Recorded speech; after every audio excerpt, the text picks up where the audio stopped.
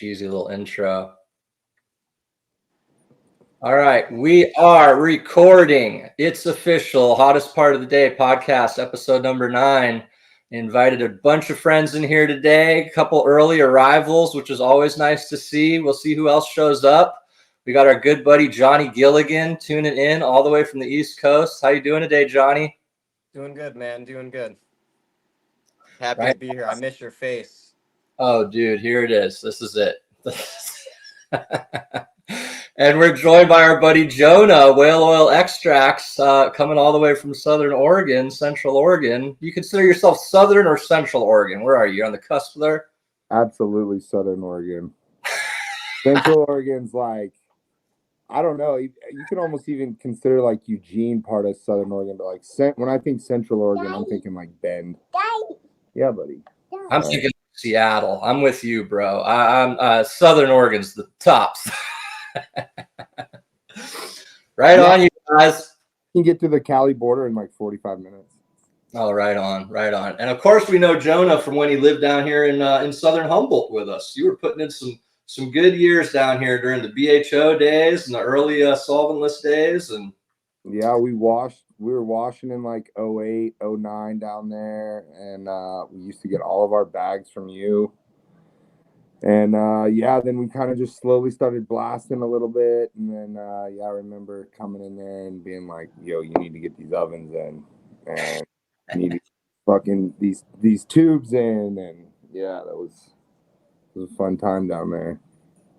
Yeah, the BHO thing took Humboldt by storm, and I was fortunate enough to have my shop, Trim Scene Solutions, at the time, and fortunate enough to have a lot of people, community members like yourself, coming in there and cluing me into what was going on. A lot of times I was just growing and not really up on what was happening in extraction. You know, we were carrying bubble bags and little mini washers from early on, but the BHO thing happened so fast and so quick, and yeah, we started slinging tanks of butane and all that stuff till that fell away and solventless came in. We got another very special guest about to add to the stage here.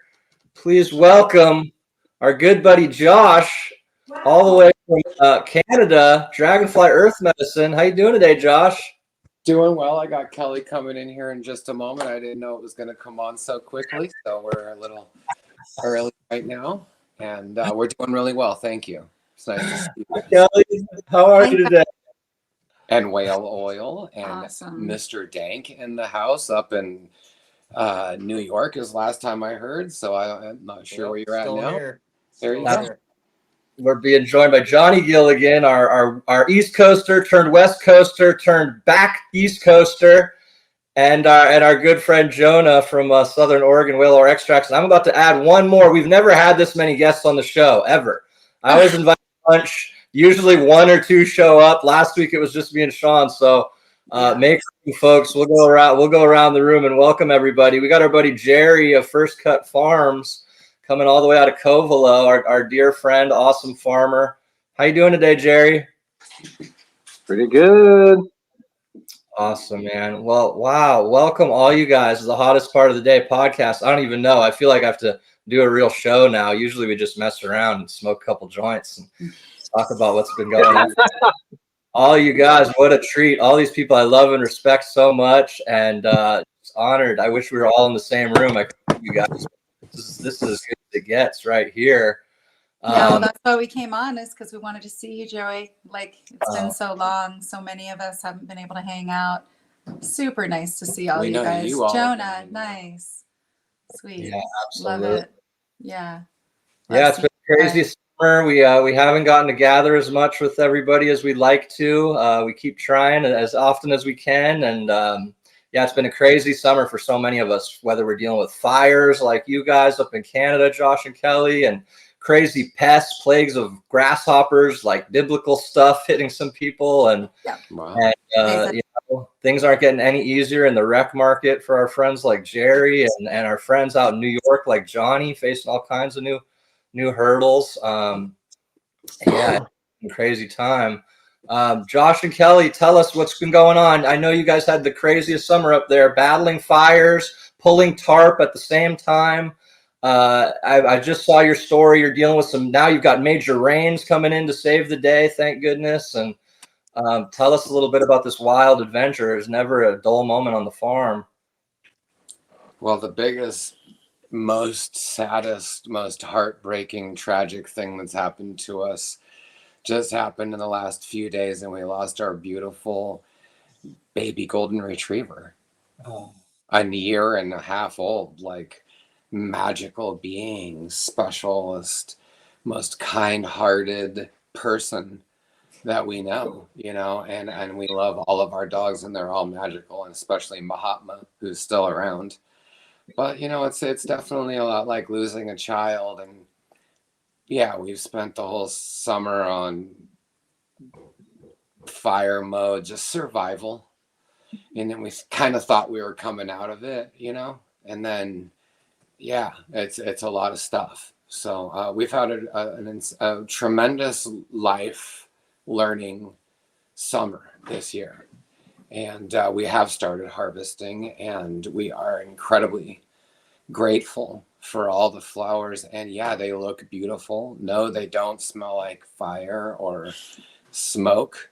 Somehow the ganja is just magic. And also we have greenhouses, and we have greenhouses for the reason of fires, water, it rains. Yeah. There's a lot of reasons up here. Chemtrails. And our greenhouses are just a cover. It's just a cover. The sides and the end walls are always open unless we're depping. Similar to what we've seen from Jerry or different people, you just keep the sides open, and we only night dep, so we're just doing it 6 to now 8:30, and so yeah.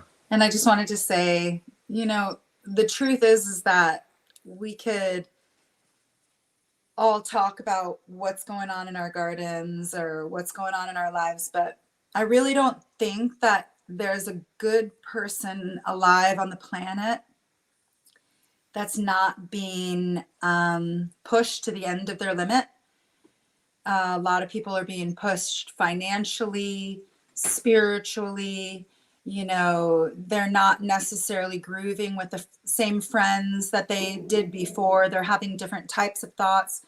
We are on an incredible soul transition time.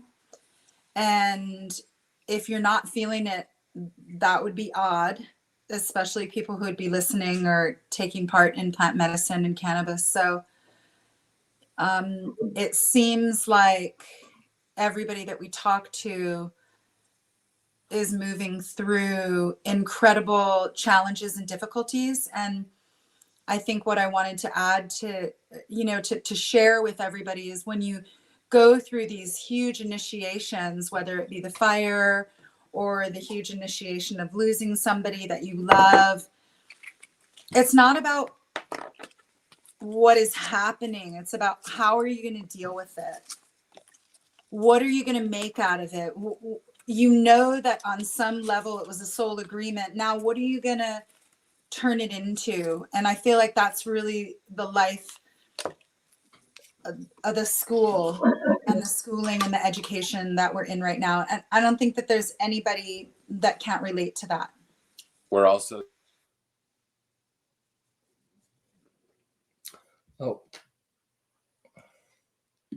I lost you there. Lost your mic there, Josh and Kelly. I think you guys are muted somehow.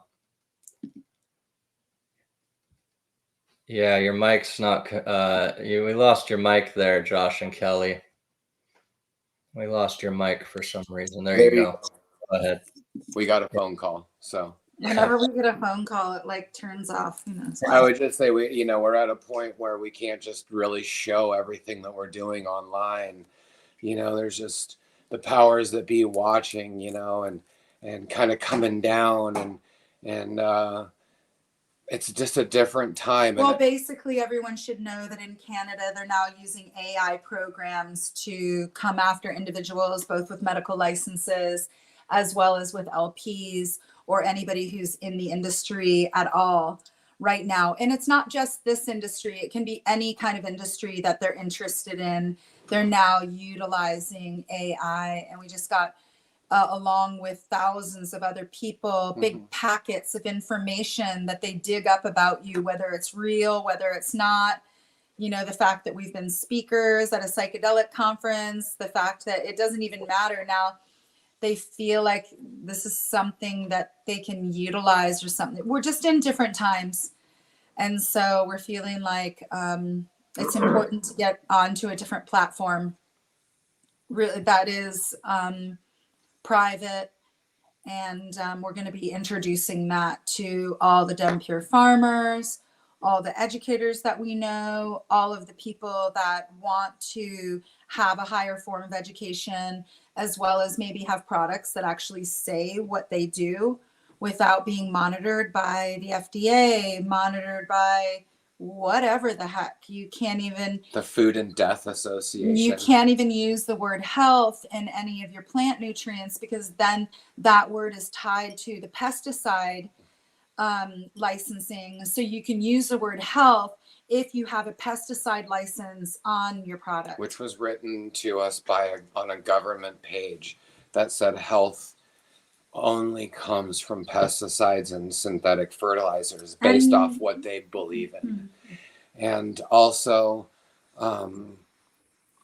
there's just a tremendous amount of scrutiny on herbalism, you know, in general. If you just say you have if you have a supplement company in Canada, you no longer can even import herbs for that supplement company. You got We're the talking same about letters like that we did from Health Canada. and now all of a sudden an herbal supplement company who's providing whole food supplements now has to pay $80,000-$90,000 per product, and each ingredient requires its own list of approval. Let's just put it simple. It's its own list of approval. So it's everywhere. It's everywhere. Just full attacks. So since the 60s, since the 50s, it's a never-ending flow.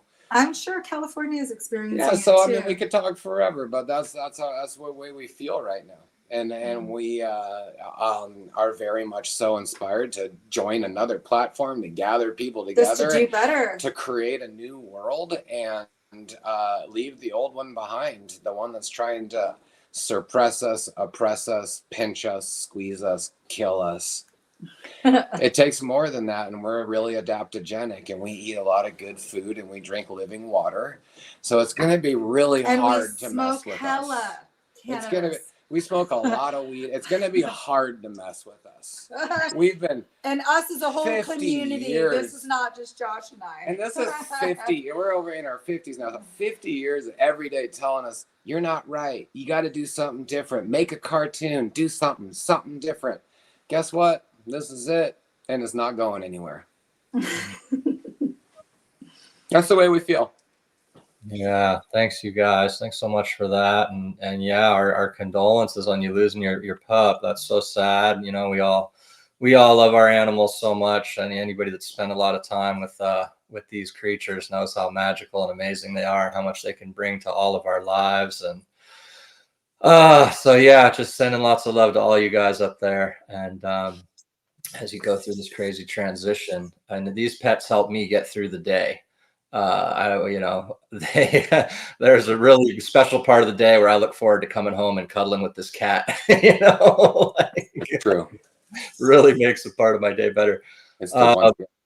Yeah. How do we combat these forces? I know you guys have been under attack for a long time, not just for the herbal supplement side of your business, but also the nutrient and herbal side for your garden. You guys have come under attack for. It's just really insane.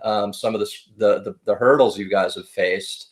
What are some of the things we can do to keep up that good fight and really the day-to-day mental fight? It's so hard to go even on Instagram and try to connect with my community, and the forces that come at me through that little screen, and I have to really, really remind myself, like, this isn't real.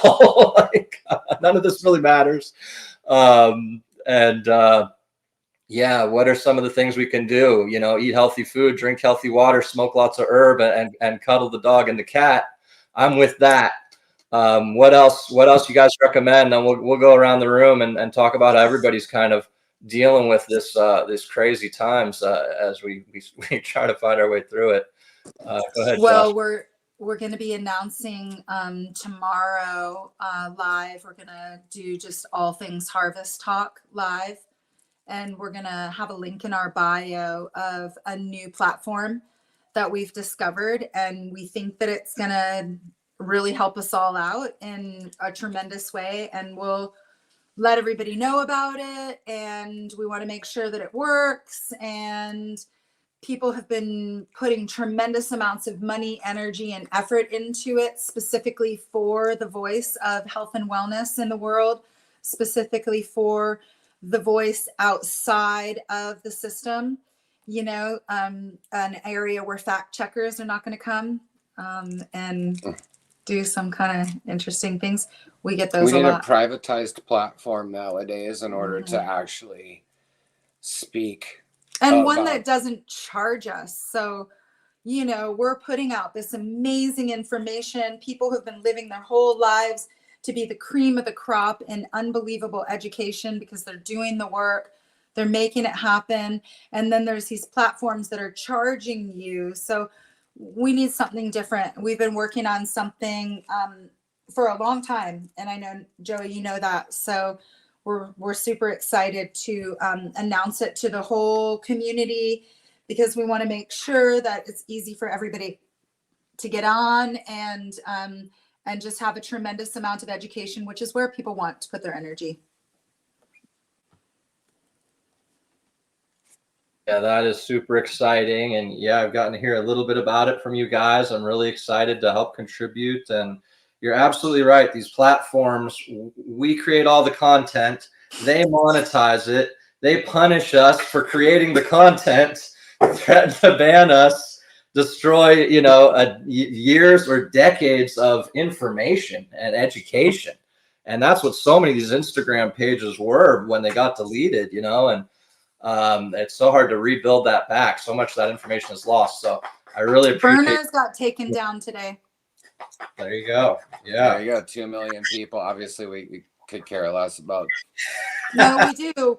But That's not true. We care about okay, our community, I and that's a stopped myself. bummer. That's I a stopped bummer myself. that information, no matter what it is being taken down. You know, we're all in it together as far as getting information out there about the plant in all different types of forms, because then that just leads into other herbalism and other plant medicines. If you want to truly detox your body from heavy metals or the vaccine or all this stuff, like, you can't say that online. It's forbidden information. It's a forbidden cure.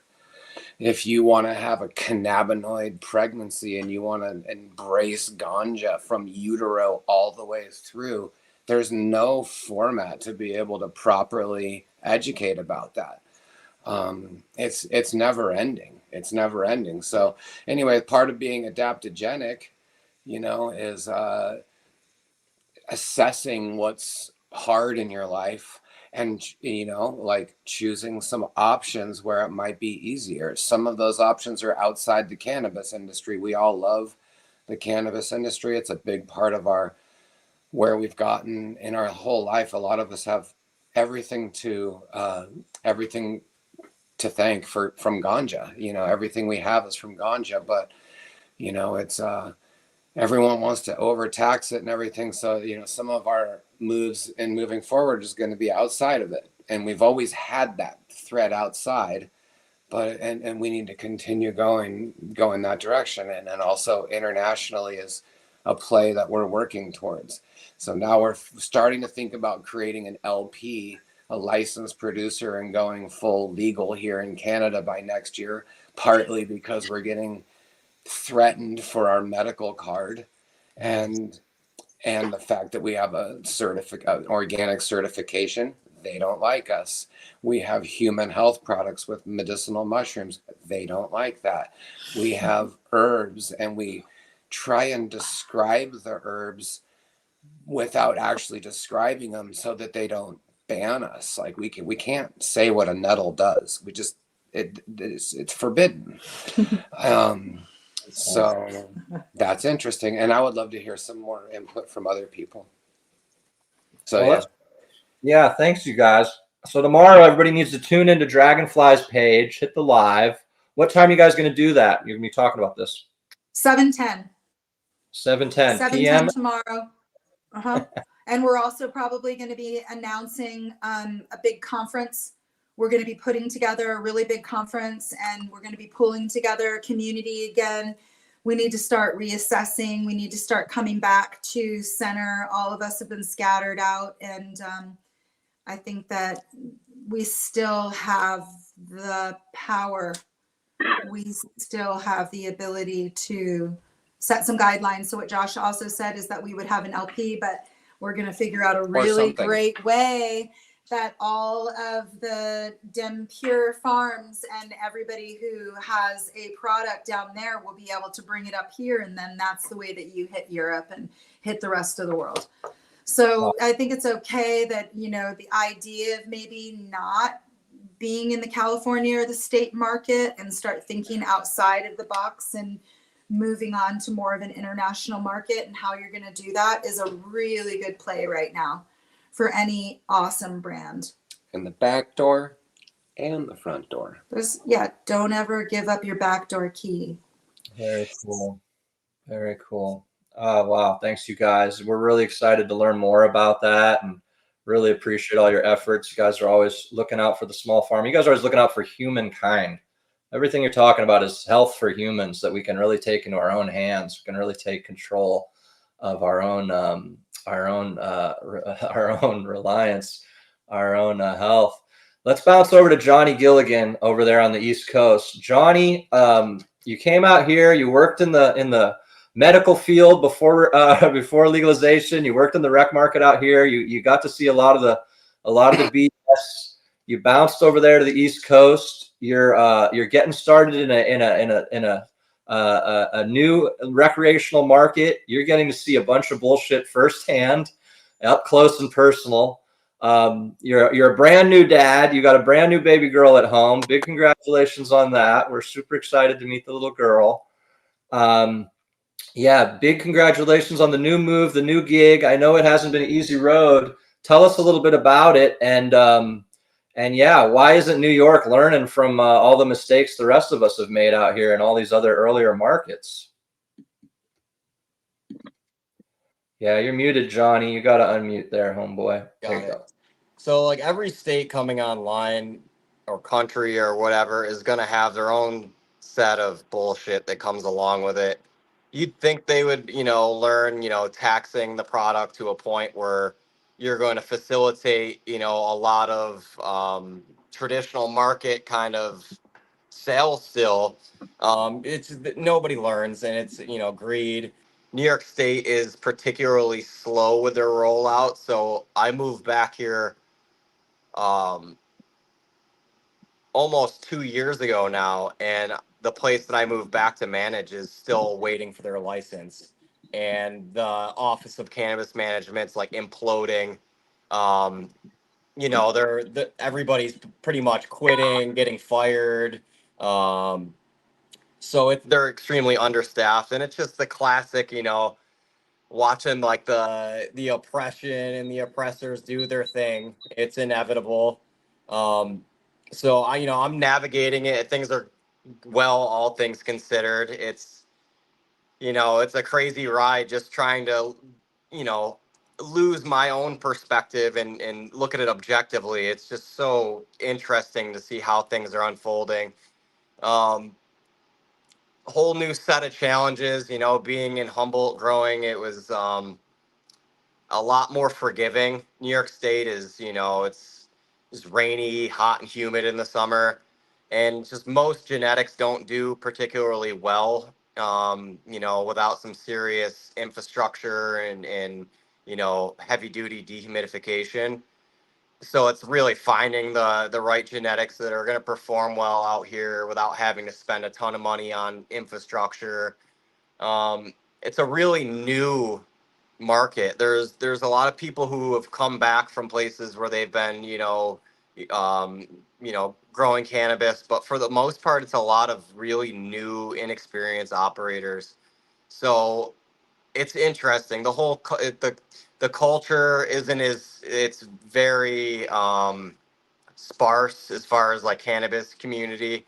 It's not like what it is on the West Coast, so I'm definitely missing that. Um, but at the same time, trying to realize that the only way to build that community is to try to be, building it. And it's a good time to be doing it where, it's still there's a lot of growing to be done as a community, and I'm happy to be here kind of, you know, back on the ground, like building that. So it's been an interesting transition. I miss it out there. I miss, all your events that you get to do, Joe. It's incredible, and those are like world class events. Looking at the Ridge Sesh this year, I was there in spirit. It looked like such a good time, and I had a lot of good friends and loved ones out there. So yeah, you're missed, and it's cool to be able to hop on here with you and everybody else. Well, you are totally missed, buddy. And yeah, thanks for saying all those kind words. It's been I would crazy. just like to say that thank you. I'm enjoying an Alder Point sour diesel doobie, Oh, good. which we got seeds from you for. Yep, So thank that you was for the last thing I did in California, really, besides go home and pack up the rest of my stuff and leave. So I was really happy to be able to. It was tough to be able to make it there, just because it was right before the move. But I was like, this is it. Like, this is kind of the last hurrah that I'll have, and I'll see a lot of great people. So that's awesome. I'm really really happy to hear that. Oh, how Yeah. fortuitous. I love that. Yeah. Yeah, Johnny, it's been wild to watch because, we just see what's going on out there on the East Coast through Instagram. But I can tell you, New York City has been popping with traditional market events the last 2 years. I don't know what's going on in the rec market out there. Looks terrible. But the traditional market looks like a really good time out there. You guys Yeah, look it's like a free for all. They're a trying to crack down, but it's a complete free for all, and I love it. I'm stoked about it. Like, it's good for the consumer. I mean, there's a lot of crap out there, like it's mostly crap, but they were doing that anyways, and now it's like it's accessible to them, and there's actually good product around as well. So it's a golden age to be a consumer and a stoner in New York, which is great. The rec market's a complete joke at the moment, but traditional market is thriving, and it's tough. There's a lot of hands involved, but there's a lot to go around still, and it's really the way they set up the laws have kind of allowed that to flourish, which is cool. Unintended consequence on their part, but um, public consumption's legal in New York, so that's lovely. Getting to be able to walk around and smoke ganja freely. Versus, when I left this place, it was, you're getting hassled big time if you get caught smoking weed in public. That was still a misdemeanor up until, 4 or 5 years ago in New York. So now people are just having a heyday with it. New York City is just, all you can smell is like weed from what I hear. But even the small city I live near, it's, people are smoking freely, and it's nice to see. That's great. I love hearing that. Yeah, I've seen the videos of Washington Square Park that are just wall-to-wall vendors, guys in Spider-Man outfits selling bags of cookies from California in a Mylar bag. And Yeah. fascinating what's going on out there. So Johnny, yeah, you're dealing with a lot out there. You were living out here in the woods in Humboldt and moved back to Babylon with your sweetheart to start a family and try to get a little more stable paycheck and bring some of your knowledge back east and try to make an impact. What's been the reception to regenerative farming when you start these conversations with people? They just stare at you with an open mouth and a real dumb look on their face? Or people receptive? Are they ready for this? Are you talking to consumers? Are you talking to farmers? What's been the reception out there? So with the consumer, if you are telling them like, hey, I can give you something that's grown organically and naturally, and it's not gonna be like taxed, like, going to the grocery store, and like you're gonna be able to get this product at the same price, at like a market price, and like nobody's gonna be like, no, like with the quality being there, nobody's going to be like, oh, I can get the organic product for, the same price as something grown synthetically. Like, it's pretty much a no brainer. So the consumer is all about it, especially if you can, you know, it really is like a lot of it's price oriented for them. That's like out here, that's something that's major. So the thing is, right now, the market is so fresh that right now it's kind of like decent margins. So, it's you can match the prices and grow having an amazing organic product, and people are going to go with you. Producers, there's a handful that I know of in New York State on the license side that are, doing really cool things, and, trying to be conscious about how they're growing things on, as far as just power consumption, as far as the inputs they're using. They're really trying to be responsible. For the most part, it's, the classic kind of, synthetic turn and burn style. It's an easy sell for people and investors. They like to hear it, and they it makes them feel safe. But there is a lot of people who are receptive. If you can tell them and lay out a plan, and it's not just this abstract thing for them, um, most people are pretty okay with it and open to the idea. So it's definitely, um, I feel like it's kind of the same as how it was in California. There's pockets of people who are extremely conscious of what they're consuming as far as food and, ganja or anything. And then there's the average person who just kind of like, yeah, whatever. But talking to people, you can educate them pretty quickly. And especially, like I said, who's going to turn down the dank organic product when it's the same price as something that's, grown without love. There's no passion behind it. Um, I feel like people generally, if you can explain it to them and kind of sell the story a little bit, people will buy. So Yeah. it's nice to see. It's hard though, because as a, talking to individuals, it's one thing, but as a whole, it's very, people are spread out, and it takes a lot to reach those people. With the licensing, or the excuse me, with the licensing, is the state giving any preference to any types of cultivation or anybody doing anything like that? So they had written it up saying that they were going to have like a preference towards people who are trying to be sustainable and, organic or just natural, and, not be a big power suck and be, environmentally friendly. They were saying like, yeah, we're gonna kind of put you guys on the front of the list, have the game plan written out so we know at least your intentions. But when it came down to it, no, it's been an absolute free for all. Like the fact that they're even still approving anything at this point in time, it's the office, like I said, it's like imploded.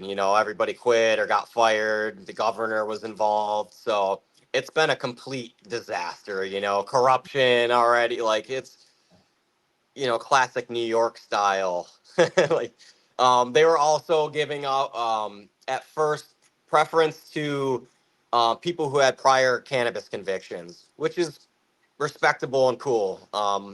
It's negatively impacted a lot of people, but it's like cool, you're giving these licenses to people who had hard times, but at the same time, to get involved, it's not necessarily cheap. The infrastructure, dealing with the licensing, having to deal with lawyers potentially. It doesn't make it that accessible for a lot of those people. Um, and hemp You farmers know, got priority too. Hemp farmers yeah. were the first ones in it, because New York State fucked up the hemp program so bad that they're like, all right, you guys can get first dibs on the rec program. They didn't have dispensaries for the first year and a half, so they let people grow, and they grew a crop and had no place to sell it for a year and a half. So, the people who have some finesse and really can dry, cure, and store things well, consistently, like they, did well. But the first wave of New York cannabis flower was really like a sight for sore eyes. It was bad. It was, you know, outdoor, kind of from a lot of fresh, newer growers. Um, it takes a lot. Like it's not an easy feat to be able to keep weed pristine for a year and a half. It's doable, but I can't do it every single time. There's things that come up every now and then. Something will like get a little off, and when you're doing volume and you're newer to it, it's a tough road. So the first like New York sales were some really low quality. Like, why would someone go to the dispensary to buy a $50 eighth of some kind of brown, year and a half old, improperly stored, synthetically grown? Is it? So like it's been lots of entertaining stuff. It's been frustrating on a lot of like avenues, but at the same time, just like sitting back and looking at it objectively, I'm like, wow, like this is just like this is rich, It's just like so many mistakes, and it's unfortunate though because those mistakes have kind of forced a lot of people out already, They just weren't able to weather the storm. New York State, like I said, the weather is unforgiving, so you get a lot of people trying to grow, California, cuts that are grown out there, and they try to do it out here. Not really working out for the greenhouse or the full outdoor growers, and they're kind of learning that the hard way. Like, oh, like genetics are important, and like climate is important. You have to choose appropriately, or you can come up with nothing at the end of the day.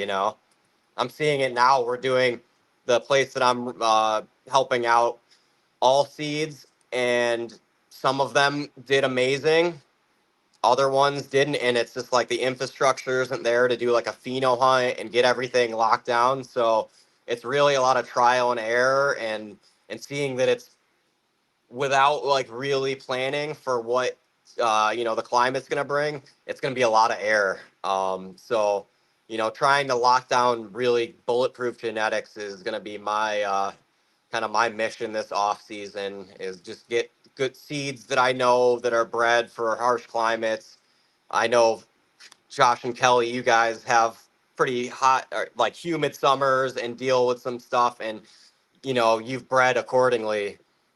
Nick from Green Source, Josh, from Dutch Blooms, he does a lot of like, he was in some pretty gnarly, wet, coldish climate. So I'm going to be exploring a lot of like seed genetics that way, and then also trying to find some like really good bulletproof clone genetics that might, do well on the hash side too. Because that's really undeveloped, that side of the market. The concentrates are lacking big time. A lot of the stuff I'm seeing, it's being sold at top dollar, and it's just trim bin, unrefined keef, and people love it. So there's a lot of growing to be done for the consumer and the market in general still. Oh, that's exciting, bro. I mean, yeah, you're at the beginning of it all, and you can have a really big impact there. I'm excited to see what comes of your efforts there, and those seed hunts, especially those pheno hunts, are going to be really exciting. Yep, always are. Hey, I want to welcome to the show Uncle Jesse of Sierra Mountain Growers. We're going to see how you sound there in the car, Jesse. I think I got you muted. Jesse was our first place winner after our cured cup this year. And awesome grower, grew up out there, been How's growing. it going, guys? I'm Yeah. driving. How you doing, Jesse? We can hear you okay. Yeah, how's it going, buddy? Can you hear us? Can you hear me? I'm just pulling up to my driveway right now. Sorry about the beep. Oh, good. Okay. Well, yeah, we can barely hear you, buddy. We might have to bounce back with you when you get sat down at your house there. So just check back in with us. Check back around. We'll get back to you. But Hey, Josh, I know you and Kelly spent a little time out there in New York, got to go out there for some events. Wasn't there an organic cup out there last year? Our buddy Michael Fang put on an organic cup in New York City. And what was your experience while you were out there and meeting with some consumers? What was the response to regeneratively farmed cannabis and the message you guys were bringing out there? The organic cup has been amazing, and it's something we're going to continue participating in. And Michael and Big Cloud are the ones that really that put it together. And we participated in 2 of them out there, and we did Moth, which was an amazing. It was a great event. It turned out that it got like weirdly sour and stuff afterwards, but it was a collection of really amazing hash companies and makers and people, and that was really fun. So we've really met up with the organic cup. It's grown organically in the sense that it's something with kind of a grassroots movement that we just sort of put together, and we've helped as much as we can with our network and just bringing organic like to Barcelona and different places. You wonder how much impact there's going to be, and I think it's been really Oh, we lost you there for a sec. There you go. Yeah, we get calls, but you can hear me. Yep. Sounds great. Okay. So yeah, I found that there's definitely a thing where New York wants to feel like they have the best that the world has to offer. And so you get certain people that generate hype within that, and there's an amazing market for it. And Astor Club stands out as one of the places that really kind of has highlighted some of the higher end, ganja and and also extracts.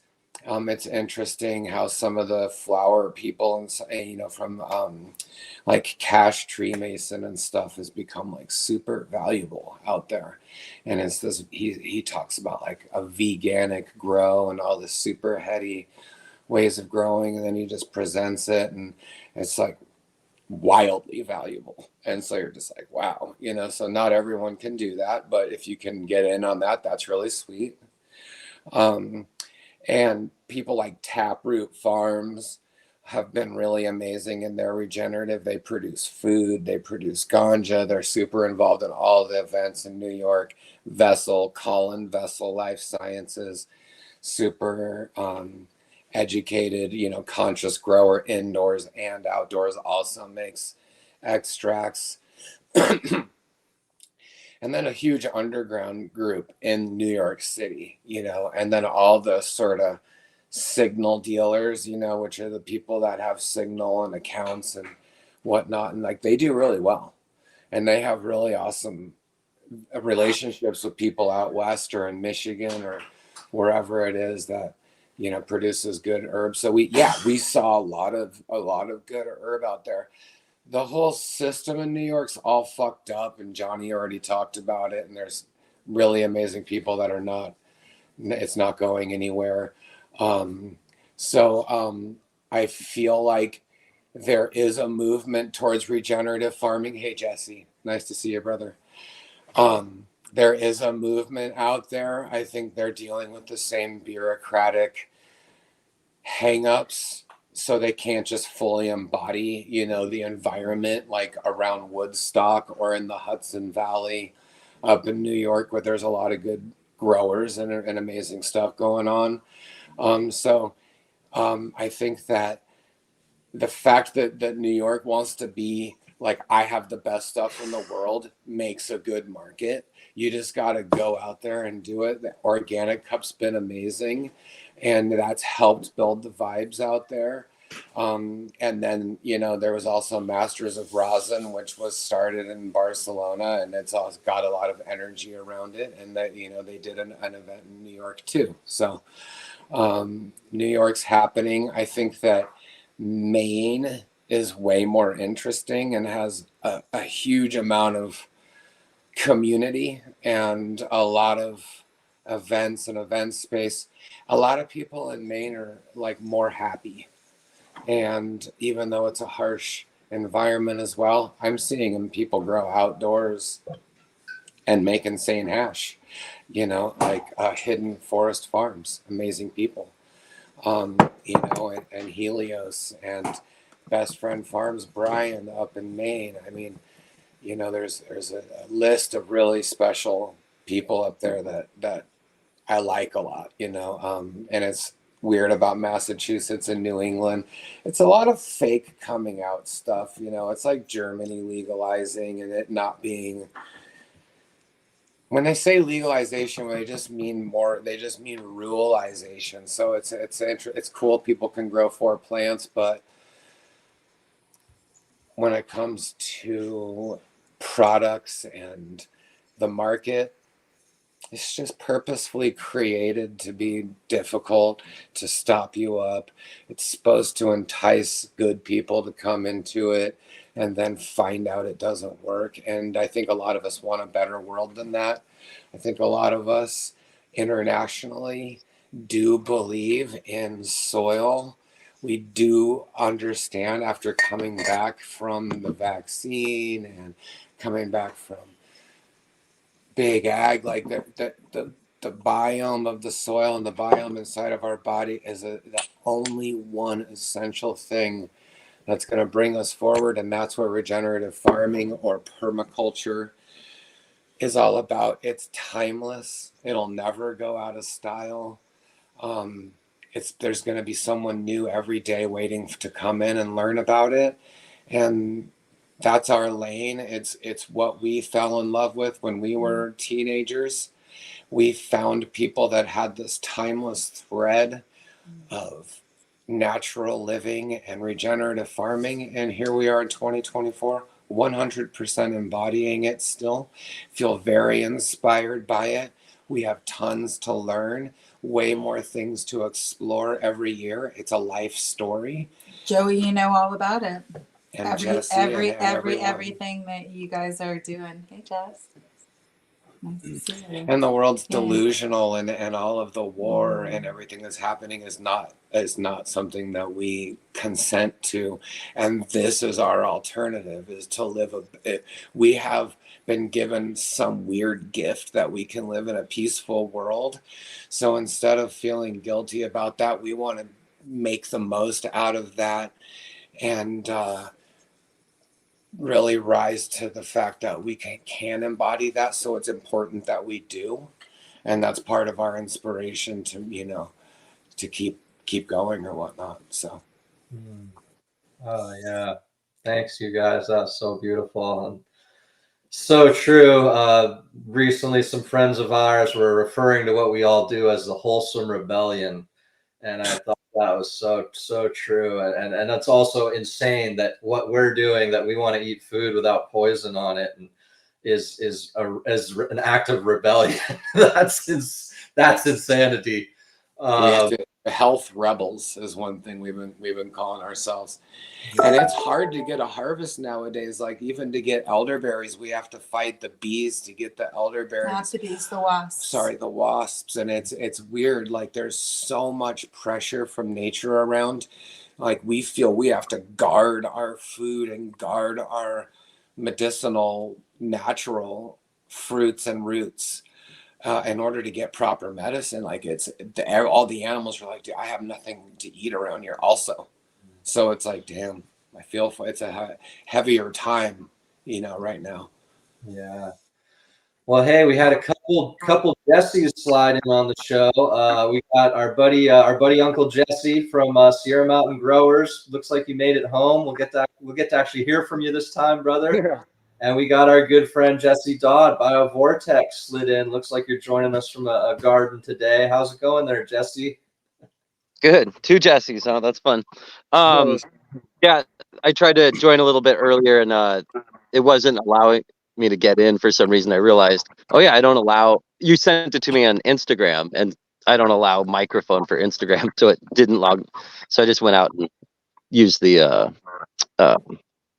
link you sent me on regular browser. But, it took me a while to figure it out as well, and then I was on my dirt road home, and soon as you logged me in, and then I went into one bad spot, of course. Now I'm on Wi-Fi, so we should be good. Yeah, we're all learning. We all got these tools we're learning how to use, and we can make the most of them. We don't have to be fed by them, by other people's interests. We can feed the masses with our interests. So Absolutely, use the technology that we have available to take advantage of it. yeah, This yeah. is like, you know, magical, being able to just talk with everybody just through a phone. It's magic we need to take advantage of and spread knowledge as much as we can. So that's really cool. Absolutely. Yeah, Jesse, Uncle Jay, it's been a pleasure to get to know you these last couple of years. You've been vending out at our Ridge Stash Cured Cup out in Nevada County, and this year you came out there and won first place. You Yeah, brought that was amazing. That was definitely a really cool thing to do. well, much deserved, brother. Your flower was really something else. Why don't you tell us a little bit about it? Tell us about your techniques and a little bit of your history, because I know you've been touching this plant since you were a young man. Yeah, A little bit of area, that special area, Nevada County, that we really try to celebrate with that ridge stuff.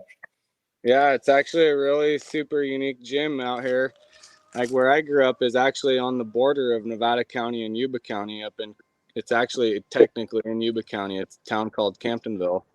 And I grew out there. My mom started growing weed and on actually the eastern side of the Sierras before I was even born. And then, you know, years later, fast forward to when I was 14, my brothers were already, you know, they were 18 and 19, so they were already growing pretty heavily by then. So I was actually helping my older brothers water their plants before I even realized that I was not supposed to be out there helping them water the plants, hiding out from the law. So that was pretty cool. And then I just grew up growing in the woods, hiding out from, like I said before, the helicopters and stuff, and just trying to learn how to grow the herbs. And like you were talking earlier about the food, like everything needs to be grown together and how nature intended. So I think if you try to mimic the environments that a plant grows in nature, that's you're going to be your best food or medicine. And I think Nevada County is, you know, among other places out there, just in a really special area up on the ridge, is just some of the best herb I've seen.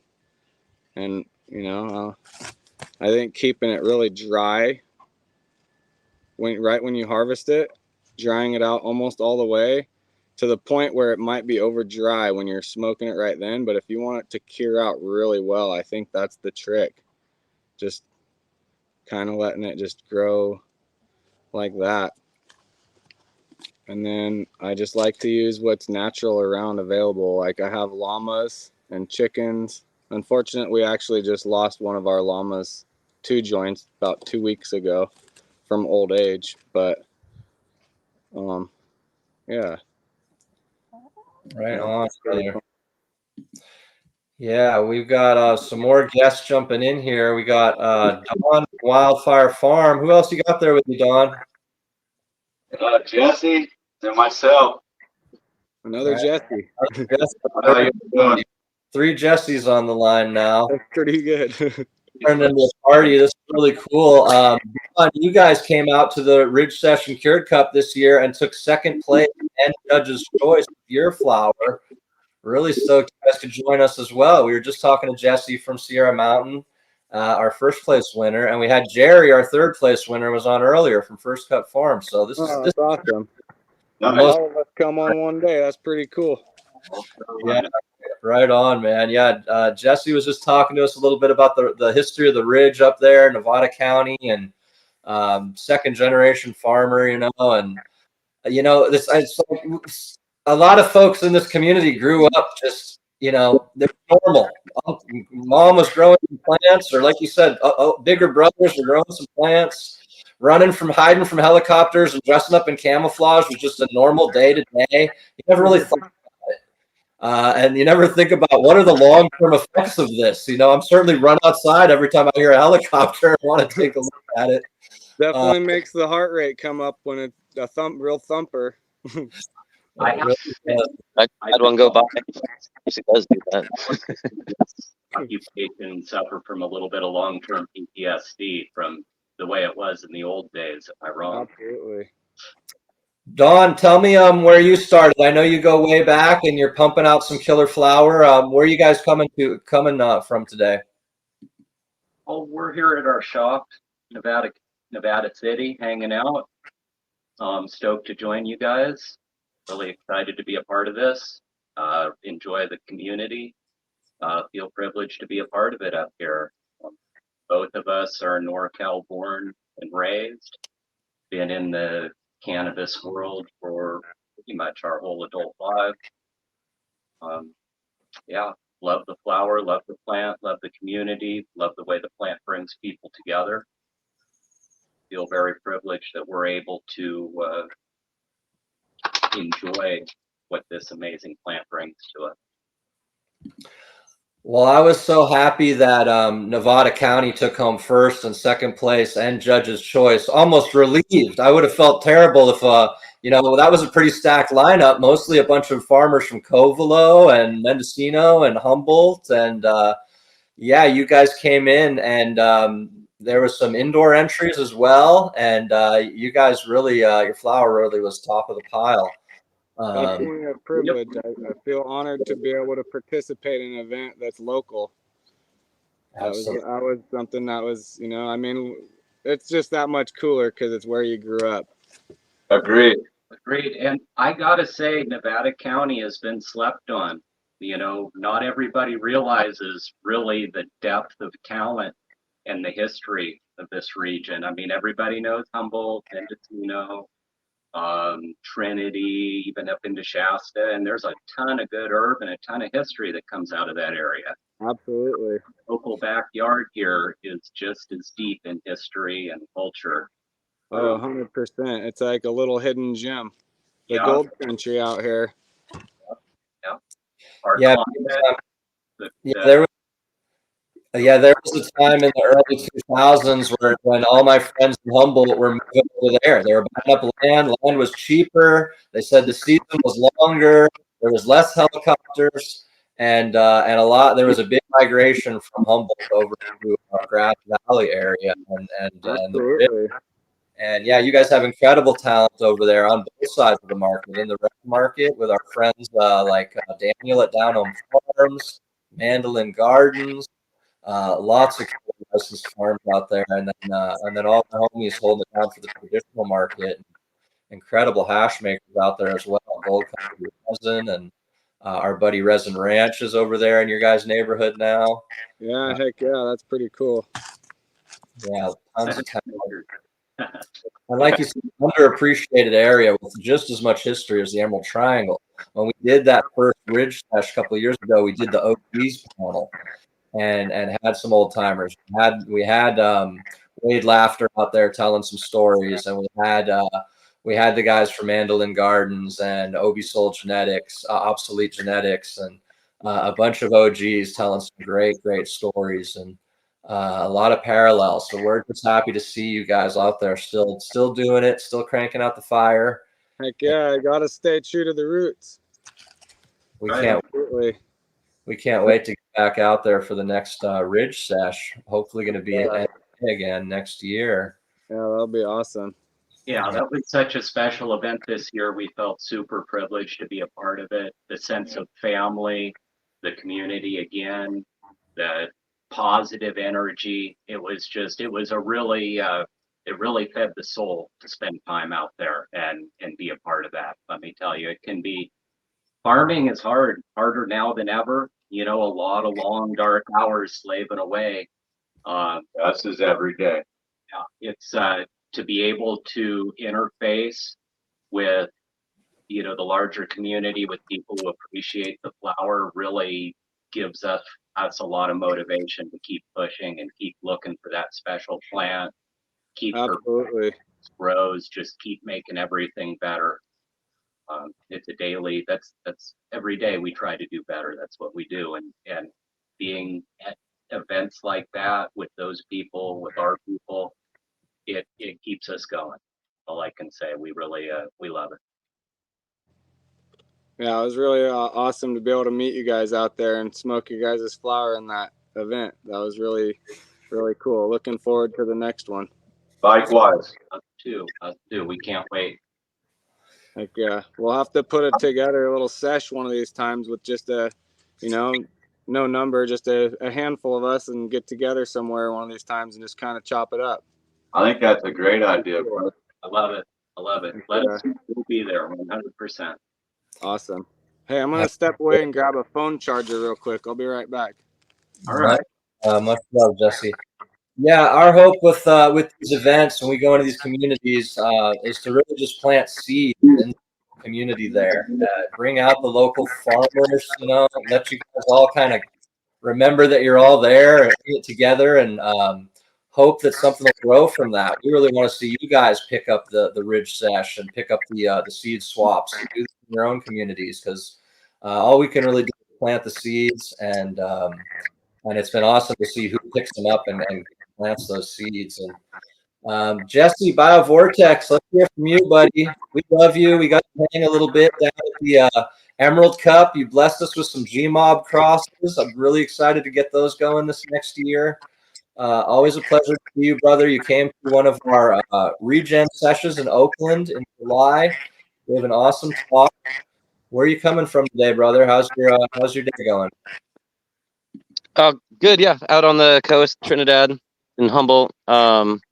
Just working on a lot of speaking of seed projects. It's kind of the last hurrah of all the pollination projects these like next couple days. I've been doing it all summer, but it's about where I end it. So it's like this like crazy moment of everything going to where it needs to go in a constant shuffle. So yeah, I'm just like, I can't stop thinking about all of the different pairings and all the stuff that I've done to set that up for the year, and make sure that it all goes through and gets pollinated nicely and gets set up for developing for the rest of the year. Yeah, making a ton of stuff today. What I do today? Oh, one of the things was Erazin. He put the double Delay onto Black Dog, and then he sent it back out to me, and I did the same. And then so I just put it back onto Black Dog again today, and then I was going to do a few other crosses with that. I put some of Green Source's Pink Star on a few fun things too. Yeah, Canatonic and Black Dog, and then I did a big pollination of Black Dogs too, and Cherry Lime Dogs. But yeah, it's just pretty cool seeing everything set up. I did earlier depth pollination of a lot of different hash varieties, and then I did a lot of different dog cross base beds too. But yeah, it's all coming together good. When you're calling it the hottest part of the day, like chat, I was like, not in Trinidad. That's like, I figured it was pretty fun at the time that I was about to like pop on, but the sun actually has come out and it's like warm. So yeah, it's kind of nice to actually have the sun here. It's been foggy like every day, never gets above 60.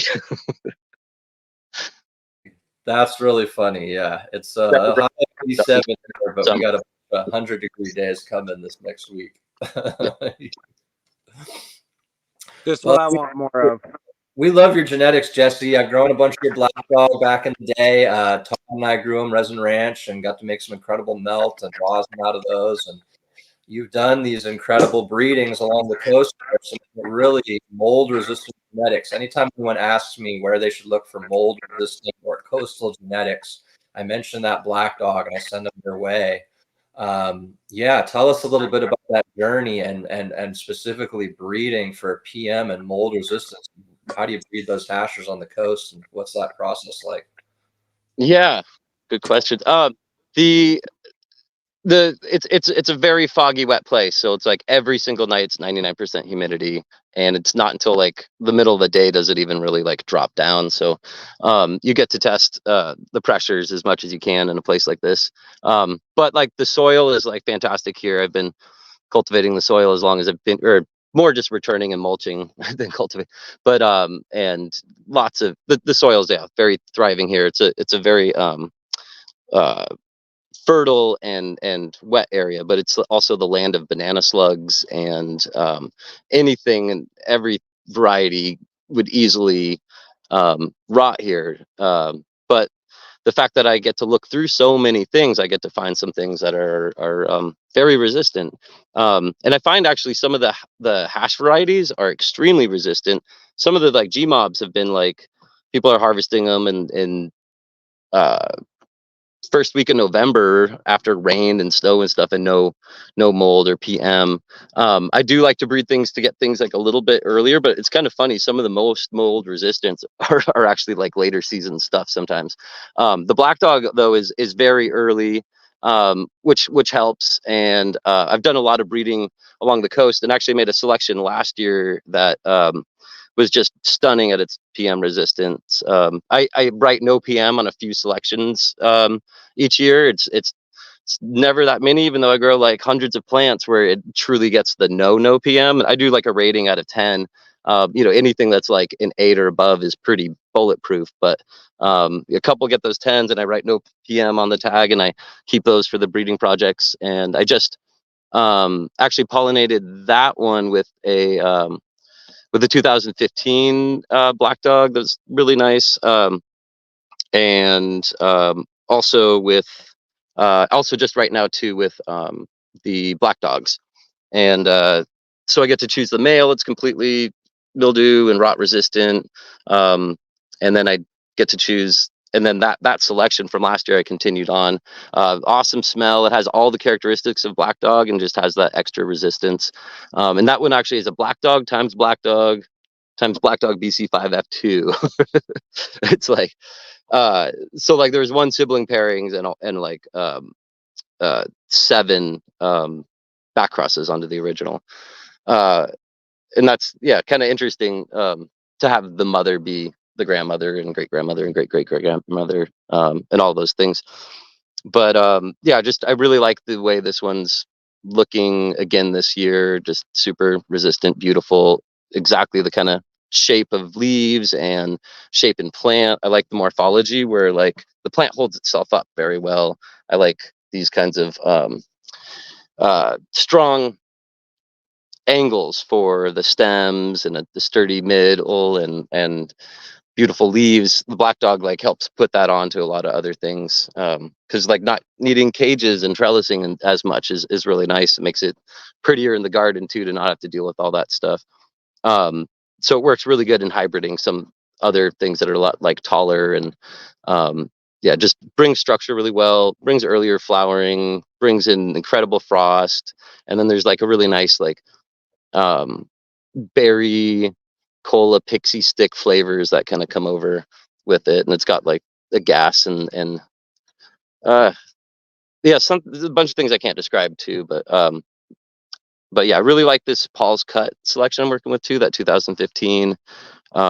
Excited about the way it grows. It's a super true black dog, has a really good hybrid vigor. Some of the black dogs will be a little bit smaller, and this one has that like nice balance of the right structure, but having that hybrid vigor too.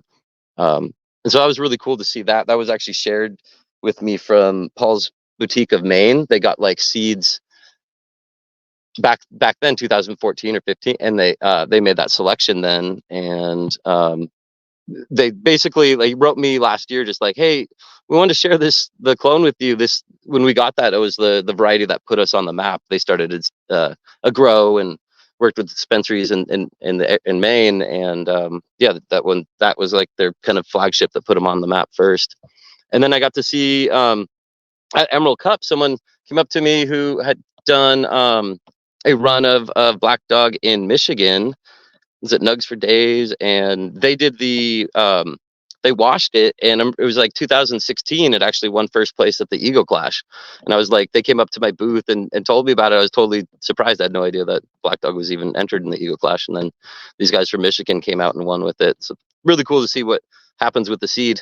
It goes like all these different places. It's really fun actually seeing people growing it in Australia and New Zealand right now. It's a cool variety that's got to make it all over the world. But working with hundreds of things right now, and I do a lot of very specific hash breeding. The last bed I just did specifically for hash, and I'm doing a bunch of other things right now for it. But I did a motor breath times the G nut, and so the G nut is a hazelnut times the G mob, and the G mob I used was it was the G mob 392 BC1. And that one I basically I selected with Dab Logic and Dab Logic a couple varieties that were all above 7% yielding. I think that one was 8.2 and had the right profile, and continued breeding with that one. I made a back cross of the original G-Mob and then put that on the 392 selection. And then I used that on the Hazelnut Cream, which is another just amazing hash variety. I think Newcomb Family Farms, awesome farm up here in Humboldt Grove, the best peaches and tomatoes, and excellent weed too. But they just got the 6th place in rosin at the Emerald Cup with the hazelnut. Anyway, it's really exceptional quality hash, and that worked really well with the G-Mob, and it's called that the G-Nut. Cross that with the Motor Breath 15, and really love the size of the plants, the leaves, a little more extra gas, and like so I used a really nice male from that for this next hash bed. And in that hash bed I have Hazelnut Cream, Banana OG, the clone selections. I have Papaya Punch.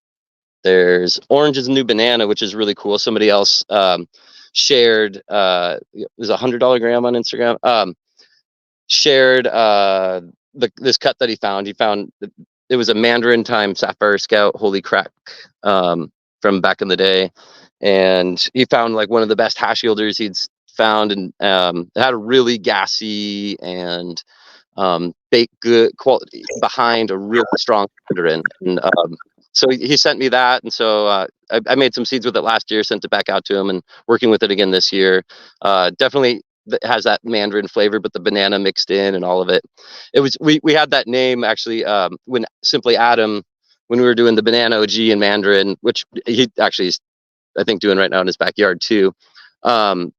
We put those together and call it Orange is the New Banana, and those were like, it was such a good combo. So I just kind of made something similar with the genetics too. Other fun things is somebody actually shared a ice cream cake banana dog, which was like, so my banana dog I shared with Green Source, then Green Source made seeds with it, and I think Garden of Grease then put that onto ice cream cake, and then this Youp crew got the seeds, and they found a selection that was super high yielding and hash and really good quality, and they wanted to share it with me too, and sent that out. So it's kind of cool, all these people like combined in that, and then I just pollinated that with that Motor Breath G-Nut as well. And then Moon Valley Farms, we have a G-Nut selection from there, a number 8 that was awesome for hash and flower, really pretty. I put in key lime pie and original sherbet, the green sherbet. They're so similar. It's funny to see them like right next to each other. And what else is in there? Oh yeah, G-Mob 392 is in there. And yeah, I think actually, forgetting anyone. Oh yeah, ice cream cake too. But that's the hash bed, and so I'm kind of excited about that.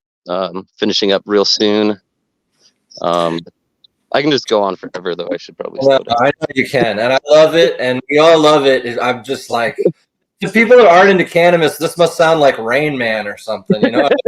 Like, we love it though. We just want to go deep, like, because I want to ask you about all those strains, but yeah. And then I forgot what my question was going to be, what I was going to say. Oh yeah, so you mentioned you're doing your final pollinations right now. Is this because you've got such early flowering stuff like the Black Dog and you're on the coast there? Because I haven't even begun my pollinations. I just gathered my last bit of pollen from a very late Landrace male a couple days ago. And I'm feeling like, oh, maybe I've got a little bit of a break. But we've got a late season down here. I'm always throwing pollen as late as I can so I can see as much expression as possible. And undoubtedly, there are always going to be some plants that finish the best that I never threw pollen on because early on it just didn't look like nothing special. Tell us the pollen you're throwing. Well, yeah, if I was where you were, I'd be doing it the whole time. But basically, there's a weather deadline on the coast, so seeds wouldn't have the chance to develop past a certain point unless I like do a bunch of things to deal with that, because it gets really, really wet and the weather changes pretty hard. So just enough time for them to develop before that point. So the 15th is normally like last kind of cutoff. So we'll go like a while longer. And I do have some interesting landrace stuff too from Erazin, and I also have the Pakistani from Kev. But I got them to go a little. They started a little bit earlier. Give them a little bit of stress and keep them smaller and get them flowering a little bit earlier. But and then up pot them right after that happens, and then they get back to the nice thriving state. But and then yeah, the other things I just dep to get them earlier. But need those like those weeks to get to the full development before the mold comes. So you're able to even get some of those land races to finish up there on the coast. They're narrow leaf enough and airy enough. They can still finish up. Yeah, you know, most interesting thing. Actually, let me show this. Oh yeah, please do. We love a good farm tour. Well, this is really interesting. So you know the low lab from Erazin? I don't know this. This is from Kashmir. Oops. And they grow up about 7,000 feet up in the mountains with no encroachment from humans or no domestication of any sort. It's just complete wild cannabis. This is a wolf right here. True wild cannabis. Not just like a lot of times landrace might be an heirloom or this or that. This is just wild adapted cannabis in the low lab mountains, the low lab valley in Kashmir, and it smells like lemon and incense and some kind of earthy thing. And but if you look at it, you can see there's full on trichomes, has beautiful smell. And I didn't plant this. This one went wild, and the seed must have saved. They're really cool seeds because they oh, this is also Quetta right here.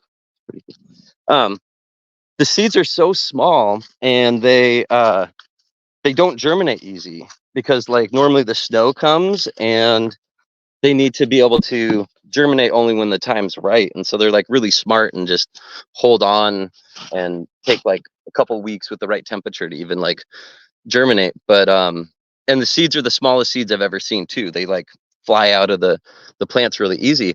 But it was a couple years ago that I grew them, and somehow those seeds are there. I made different crosses with them, but that looks like actually like true straight low lab.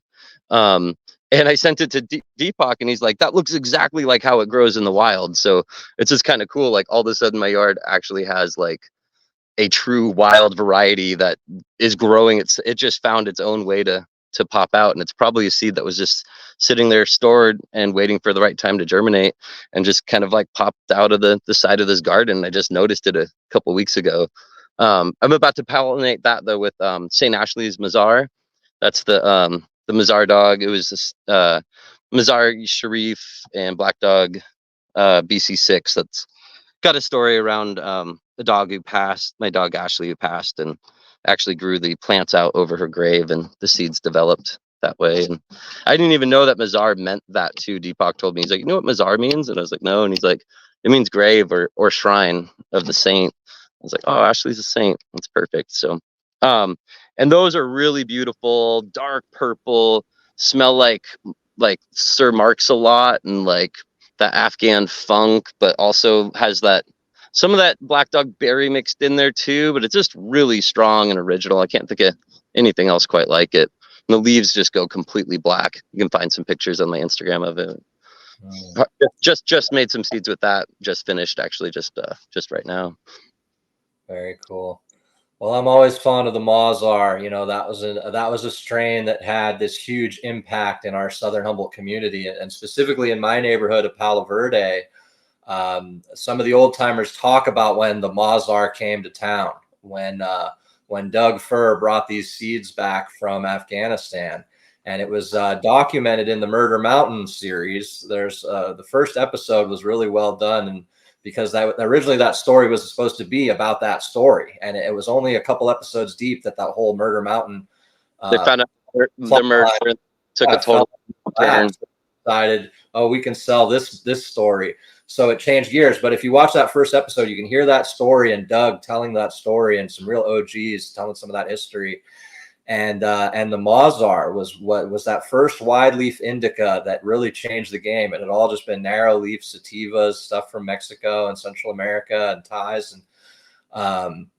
And so the last time I saw the real Mazar up in that neighborhood up in Palo Verde was probably going on 10 years ago now. My buddy AJ, who doesn't even have his farm anymore, unfortunately, had that Mazar, and it was just big, beautiful buds, huge, thick, chunky buds, really strange looking growth to the plant.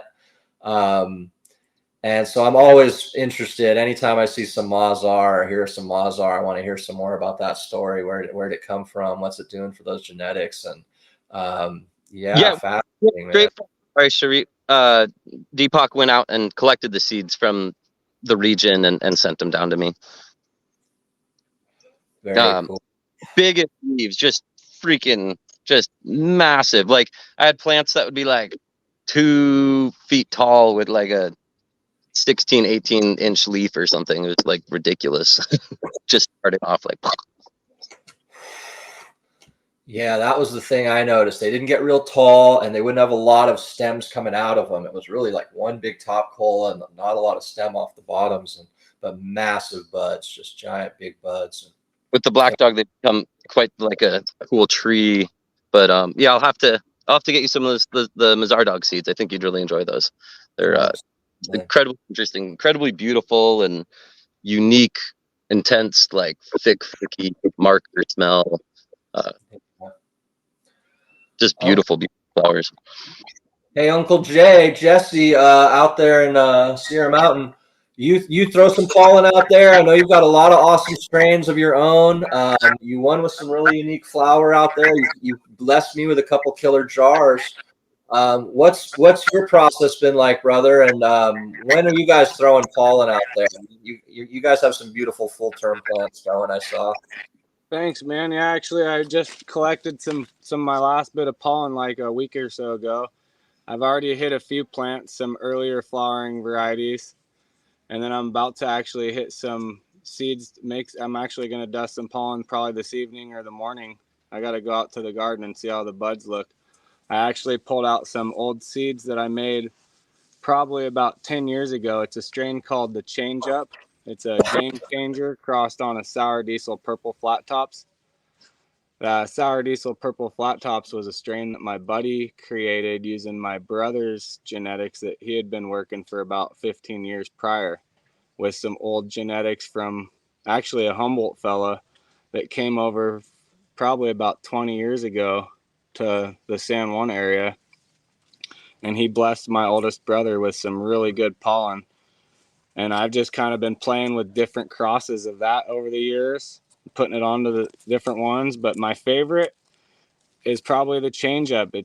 It's got some really good flavor profiles. I haven't had it for probably 6 years. I haven't grown it. So this year I'm making some more F2s, and I actually put it on the papaya and the Skittles and a handful of other different exotic strains that I just acquired. And I was definitely going to put it on the Limonati, which is what I won first place with. Maybe I could try to see what comes out of there, but it's just been, I've never really bred for hash. I'm actually just getting into the whole hash, learning a lot about it. It's, I've always liked smoking hash, but it's a whole new world now with the rosin and which strains are resin producers and which strains are flower producers. And I'm excited to see what some of my older genetics are going to do in the hash. So we're going to get to see this year. Looking forward to some of the new crosses and some of the old seeds that I haven't got to smoke in, a handful of years. It's always cool to pull out the seeds. Because I grew up learning, like, there was no clones, especially when you're a fucking 14-year-old kid, pardon my language. You're not getting clones at, 15, 16, unless you cutting them off your brother's plants. But you're learning how to make seeds, so you always got the seeds for next year. And I always used to just pick my males based on the structure and veg and the stem rub, where now I I prefer to let all my males flower out if I can, unless there's more than say 20. Then I like to narrow it down based on the stem structure and the stem rub. But it's just so hard to find which male you want. That the last 2 breedings that I did, I actually decided that it was better to do an open pollination with all the males. So this year I was making some F2s with all the males to see if I can get a wider variety. So it's going to be fun. So it's looking pretty good. The ones on the papaya, it was actually a small plant in a little pot, and we all know how they bud out earlier in pots. So I went ahead and dusted that one super early. I just set the whole plant right next to it, and I'm looking forward to that because everybody loves papaya. So Jesse, are there some specific strains out there on the ridge that are well known as these come from this area? And like you mentioned, that high top, certainly, even though we might know that the goo's original roots might have come out of Covelo, back in the day, goo was associated with Grass Valley and Nevada County, and anytime you're coming from that area, are there some genetics like that are still hanging around? Yeah, there's a few genetics that are still hanging around. It's usually all seed. My one friend is actually, he's not even on Instagram. He's just the old school OG that he's been making seeds, probably growing longer than I've even been alive. But he's probably the one that I would talk to get some of those genetics from. But the purple flat tops was actually, I mean, a handful of people grew. This was back before even Instagram, so probably people called it different stuff, but it was actually the strain. It was the F1. They called it the F1 not because it was an F1 hybrid, but because it was the plant number F. Before we even named them, we just lettered them. So it was the plant number 1, and it was the strain F. And then they also crossed that onto they made the Perps F, and then they put that back onto the original Perps, which was from Mendo. I'm pretty sure is where they originally got that strain. But for actually being known as ridge strains, they weren't really that known about, unless just because it was before Instagram, and not as known as the goo. That was like the one that everybody knew San Juan and Grass Valley for. Yeah, absolutely. Yeah, how about for you, Don? What's your experience out there? You throwing some colonies, and are there some OG strains you remember from that area that come to mind? Oh, well, the atmosphere was legendary, of course, up here. That's what I think of immediately. But also, some of the classic Romulans were deep in the hills up here. Back in the day, we were growing sour diesel and OGs, of course, always. Trying to think about what else was big locally here back when I was newer. I mean, originally when we started, it was hopefully get some seeds from your bros up in Humboldt and go like that. Because again, pre-clones, nobody had clones back in that time. You just hope you didn't have to use some seed out of your Mexi bag to try and put your outdoor garden together. So, yeah, just those Humboldt genetics always found their way into our gardens around here, it seems like. Yeah, definitely. Well, tell you what, I got a handful of little clones here, some hashers, like Jesse was saying, hoping to cross some of my gear and some new sexy hashers. And sure enough, they all came with russet mite. So I had to rip all those plants out, and there will be no hot hasher crosses coming from those. So just be careful out there. The russets are alive and well. And yeah, I've heard of a couple people having them this year. They're really bad a handful of years ago out here, and then they kind of dissipated. I've heard about 3 people this year that had them. Thank God we don't. Those are the worst. I've been known to cut down 8-foot plants when I see them on there. Yeah, you could kill them with sulfur, but when they're starting to show flower and they're 8-foot plant and the wind starts to blow, I just get a trash bag and hack it down and just call it a loss at that point. But that was luckily a handful of years ago. So Yeah, you need to luckily put these. genetics into your garden. You're running Yeah. a risk. We're super careful about that. I mean, there's some genetics that are worth it, but most, in my opinion, are not. Yeah. 100%. The pest pressure is also bigger this year than I think I've seen in the past. I told Joey early on I was battling these. It's a pest that I just learned about. They're called garden cephalums, and they actually eat and devour the roots of the plants when you plant them, so the plants don't have a chance to catch a hold. And then I've actually had some termite issues this year, which I've had termites in the past, but it's always on clones or like maybe weaker plants, always clones. But this year I had them. I had 4 really nice plants completely die from termites and stalks like this big around seedlings, and you dig around the base and there was no rhyme or reason of why they burrowed in, and I don't know, it just kind of was perplexing because I've never seen them burrow into fresh green plants before. Usually they need a dead spot or something. So just, Crazy. yeah, it's What, just another year, you know. I wonder if a little diatomaceous earth around the base of the plant might be helpful for that. Yeah, I tried it, which the it's weird because I had 4 plants completely die from it, and then I have another plant it's still alive and well, and I with him, and you can see on the side where they dig around, but they don't really come out that much to get into the diatomaceous earth. That was my only thing I was noticing. So I was trying to figure out how to lure them out, but Right. I don't put any chemicals in my garden. So like the only thing I could see is maybe a trap that would attract them, but I don't know what. Or where do they enter into the plant? Below the soil or? So in the past, when I've had them in clones, they always would come in through the bottom of the clone.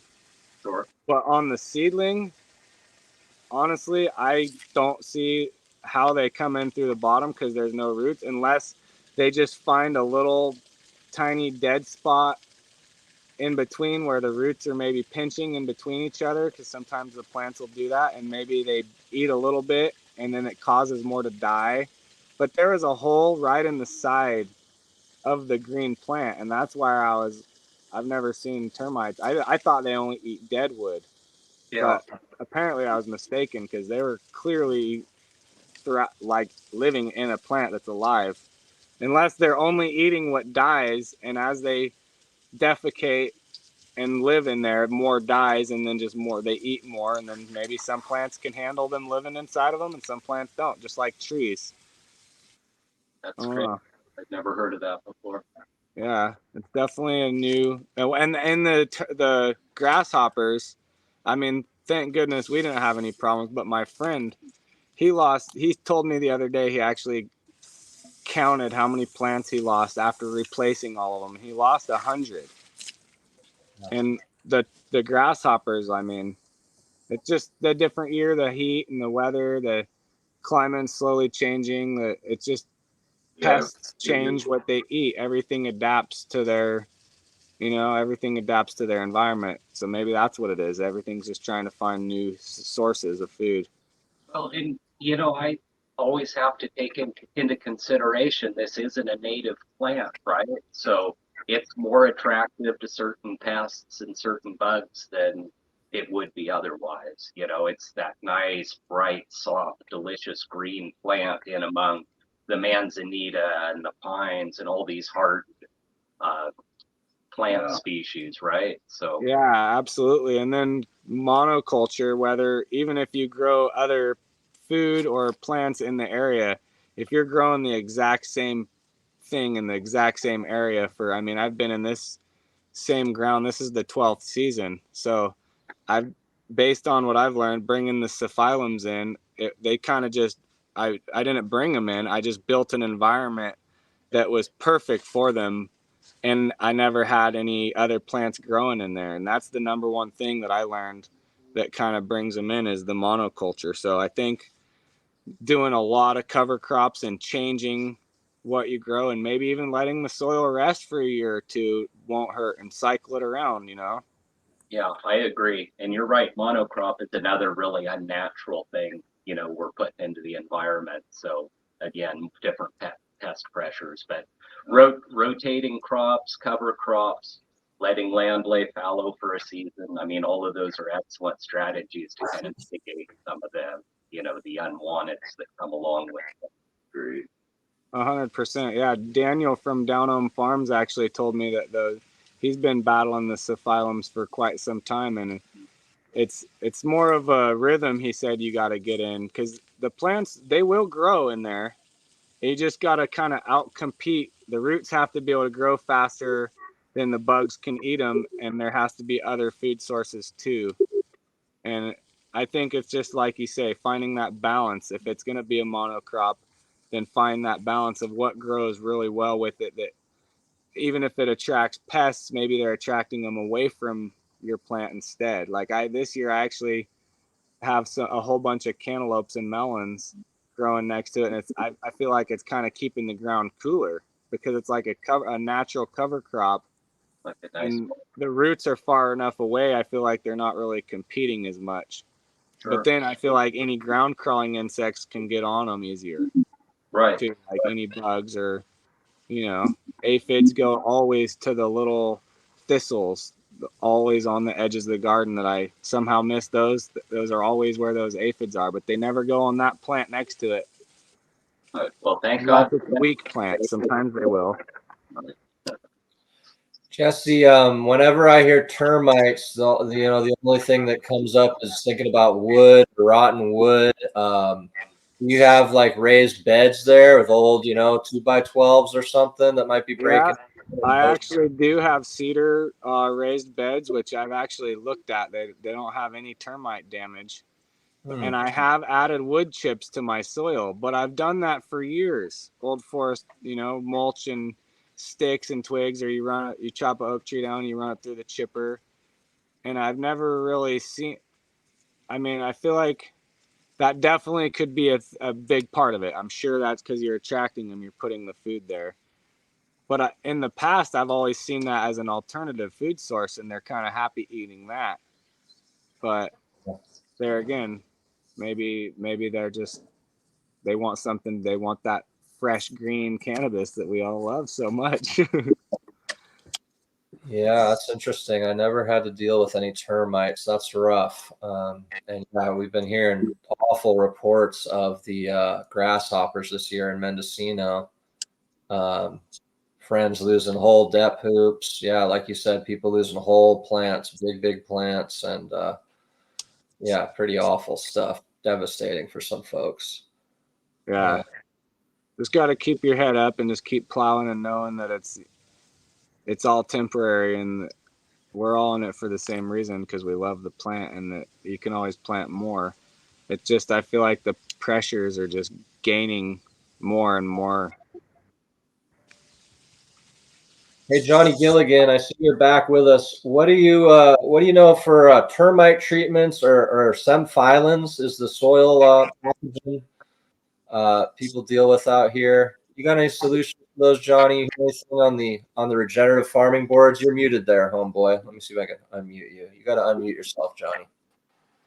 Termites, personally, I've never dealt with them. Those novel pests that typically don't attack cannabis, it sucks so bad when they decide to target cannabis, because there's not really much that, people have experience-wise or things that they found to work. I would maybe check out the Jadam book and see if Young Song Cho has offered any solutions for termites. I'm sure there's probably something in there, so it might be worth a look. Trying whatever he says. He loves dealing with pests and has gotten pretty efficient with it. As far as what are they called? Symphylums? Well, whatever sounds like that. I hadn't really heard about them until I heard Nick from Green Source speak on them, and he said that they were really plaguing him the first year that he had moved to the spot where, I'm not sure if he's still there, but where he was doing his thing and growing for the rec market. So Nick would probably be a good resource. I don't know if he found a solution really, but he's experienced them. So, I mean, that's a start.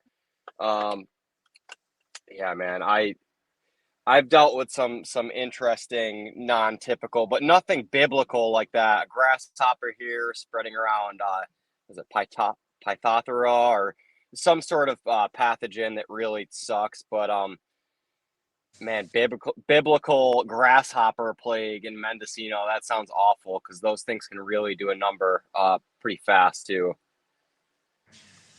The one thing that I did do, I don't know if you guys can still hear me, but I put crab meal mixed 50% with diatomaceous earth when I transplanted in the soil where I knew I had the pseuphylum. And I already cooked the soil off with a tarp. I figured that would work for 3 weeks. And when I dug into the soil, I only located one live one. But upon planting, I put a really heavy layer of diatomaceous earth and crab meal mixed underneath the root ball. And those plants actually were not affected by them at all. When about a week before I noticed them, so when I first noticed them in that greenhouse, I planted. For 10 days, the plants did really good. On about the 11th or 12th day, I noticed this little droopy look. I noticed that droopy look. I yanked one of the plants out, and sure enough, all these super tiny little white bugs were running around all the roots. They look like a centipede, but really small. And all the root tips were just brown. And I'm like, yeah, that's not good. So I ripped all the plants out, spread diatomaceous earth in the soil, cooked it off with a black tarp for 3 weeks, and that's when I found one after that. And then I planted them, and they're doing really great. They're just starting to set into flower right now. Those are all bubble bath. So I know you can get around them and work around them. It's just it's a gamble though if was that really working, because it was also a lot hotter. And I have noticed that they kind of have a peak in the spring and a peak in the fall. Because I noticed that I have them this year, but I also had the same symptoms last year in one of my greenhouses, and I didn't realize what I had until this year when I discovered this little bug, and it was a new pest. So I Googled it, finally figured out what they were, figured out that they're basically a living fossil and they're really hard to deal with. And I think just having a lot of other stuff in the roots zone for them to eat, because they eat more than just roots, they eat all the microbiology too. And I think having that layer of diatomaceous earth mixed with crab, I think did definitely a lot of justice. So we'll see how the next season goes with them. That's probably really good advice on that. I can speak a bit to to Green Source's process on that. First year it was pretty bad. Certain sections it really definitely there's just not much growth on a lot of the plants. But you're putting in cannabis into a new landscape, and they just had started the hugels that winter. But by the next year, it was only a few patches that kind of had more of the pressures, and it went down. But they planted just everything, as much polyculture as possible. But one of the things I really noticed was the potatoes being all interplanted everywhere, along with everything else, and having that diversity of all kinds of food sources. They didn't really care that much about the cannabis roots that much anymore, because there's just so much abundance, and potatoes were even better. But that also invites all kinds of other predators, and they just kind of came in balance. The whole system thrived more and more. And the first year pressures were hard, second year patchy, third year I didn't notice anything, and every year after that it was just totally perfect. So really trusting in that, just making everything thrive, and diversity and balance, and just making it as lush and as many things growing as possible. But potatoes were one of those things that definitely helped keep them off the cannabis right off the bat. Yeah, that's what I was thinking too when you were saying Green Source. We know uses a lot of wood mulch and grows in a lot of hugel style beds. And what you were saying, Uncle Jesse, that you were using a lot of wood chip building soil throughout the years. Yeah, maybe just that more carbon rich soil might be a kind of breeding ground for them. Johnny, in the Jadam book, they basically any type of soil-borne issue are like Jadam microbial pollution. That's pretty much all they really hammer home, I'm pretty sure, even for the some islands. Yeah, you're muted there, Johnny. I bet you if you could apply it like super heavily before plants are in the ground too, before, your cash crop is there, it would probably wreak some havoc, that's some pretty active stuff. So I've heard a lot of, the IPMO thing. I've heard a lot of people starting to mess around and make like JMS, like solution, like type of deal that's like pesticidal and a microbial product at the same time. So that's pretty cool. And it seems like, once again, it's simplified being with the Jadam method. Instead of having to make IMO, you're just, brewing it, putting in the, the pathogen or the pest in with your potatoes when you're boiling them, and then just incorporating that in the water. And apparently it works pretty good. Haven't tried it myself, but I've seen a lot of people kind of championing that. So wow, that sounds interesting. I'll have to look into that. Yeah, the first time I heard about the potatoes, Todd actually from Resin Ranch recommended that I put a bunch of sliced potatoes all around around the soil, and they definitely were being eaten, but I never actually seen the pseudophilums on them. But then upon more research, I think planting them is actually more what is better to do, is just have them planted. So, but I want to look into the Jadam more. That's interesting. Yeah, I feel like me and Todd had some phylums, back in 2016 or 2017 when we were working together. It sounds really familiar. I don't really remember. We had so many other issues in 2016. We had a big russet mite outbreak that year. Yeah, so I can't even remember. It sounds like a nightmare that we dealt with. I can't even recall, but we weren't doing the microbial solution back then. We were just starting on that journey. Yeah, interesting stuff, man. Well, I hope you figure those pests out, Jesse. That sucks, man. Absolutely. It's just another learning curve. So we're good. We got it. Joey, I was just listening to a podcast with Todd, and he was fondly remembering days back at the Mendo hideout and stuff. It was a good one. He was kind of just, diving into that a little bit. It's definitely entertaining. Had me feeling all warm and fuzzy on the inside. I was like, oh, that was like still the good old days. What year was that? Yeah.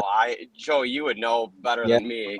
Todd and I started working together in 2016 and grew together 2017. And nice. And, him and his wife moved off the hill after that. They couldn't take living way out in the hills like that anymore. So I don't blame them.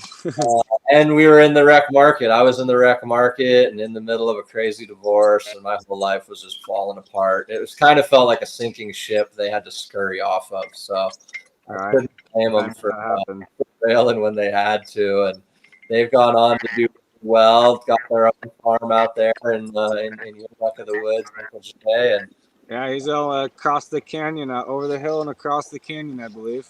Yeah, Todd will be over there with us on September 21st for our next event, the next Regen Session Seed Swap. We're having at the farm on the September 21st. And awesome. Yeah, we're gonna try to make it out there. Still trying to get everything lined out here for this month. So we'd love to have you. Looking forward to it. Yeah, we'd love to have you. Yeah. Oh man, this has been a lot of fun. We're coming up on 2 hours here in a little bit. I want to give you guys all a chance to just kind of plug what's going on, what your projects are, where are we going to see you guys next. Jesse, BioVortex, where are you going to be at? Are we going to see you up at CannaFest in a couple of weeks or this coming weekend? Got a lot of plans around that. Kind of put together an area. Steve really loves the Regen area that we've done at the Cup, and he wanted that kind of same community too. So we have a whole bunch of really good farms that will be all together in kind of a Regen style zone right when you first walk in. Yeah, so we'll be there. Radical Herbs, Sunroots, Farm Cut Crew, a lot of Moon Made Farms. We'll all be in that area and more.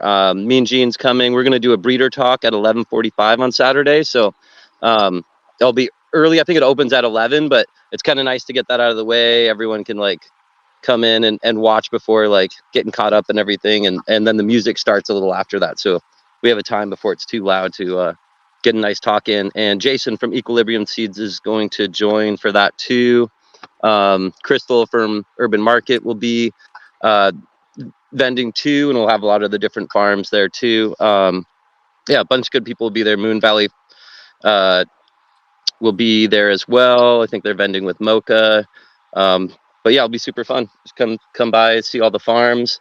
Other things, if you want to learn more about the projects, Alpine Seed Group, you can go to the website, and under BioVortex, you can see the different things I'm working on, and I write up a lot of the stuff. So if you're interested to go into Mazar Dog further and get the full story, it's all on there. GMOB, a lot of the different things, the gene upbreeding, black dogs. So yeah, go check that out too. And then BioVortex, just the Instagram has a lot of information over the years. Kind of interesting actually scrolling like way back. And yeah, I was out at the Mendo hideout too. It was fun seeing you guys back then. And there's like beautiful plants and awesome hash. And I remember the black dog you did back then too.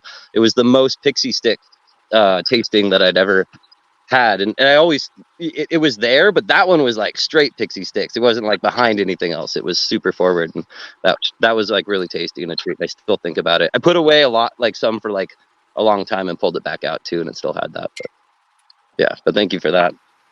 Oh, awesome, brother. Well, that's super rad, man. Yeah, I can't wait to come hang with you in the Regen Zone at CannaFest this weekend. That sounds like the place to be up in Eureka.